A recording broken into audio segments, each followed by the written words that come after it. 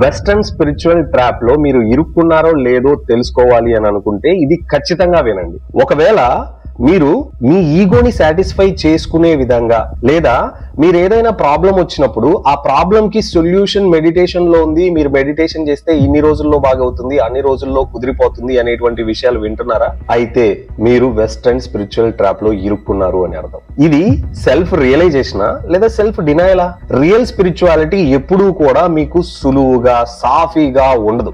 Real spirituality మిమ్మల్ని ఎప్పటికీ మేల్కొలుపుతుంది, మీ అంతరాల్లోకి తీసుకెళ్తుంది, మీరేంటో మీకు చూపుతుంది. అంటే మీరు మంచోళ్ళ చెడ్డోళ్ళ, లేకపోతే మీరు ఏదైనా మార్చుకోవాలా, లేకపోతే మీలో ఏదైనా మార్పు జరగాల అనేటువంటి విషయాల గురించి చాలా రాగా క్రిస్ప్ అండ్ క్లియర్ గా మిమ్మల్ని తెలియజేస్తుంది. ఇది అస్సలు కంఫర్టబుల్ గా ఉండదు. చాలా మందికి సత్యంతో పని లేదు. వాళ్ళకి కేవలం కావాల్సింది ఏంటంటే వాళ్ళ ఈగోని సాటిస్ఫై చేసుకోవడం మాత్రమే. అందుకే మీరు వెస్టర్న్ స్పిరిచువల్ ట్రాప్ లో పడిపోయి ఏదో మెడిటేషన్ చేసేస్తున్నాను, నేనేదో సాధించేస్తున్నాను అన్న ఫీలింగ్ లో బతికేస్తున్నారు. కానీ నిజానికి మీరు ఒక ట్రాప్ లో ఇరుక్కున్నారు. మీరు నిజానికి ఆ స్పిరిచువాలిటీ అనే పాత్లో లేరు అని.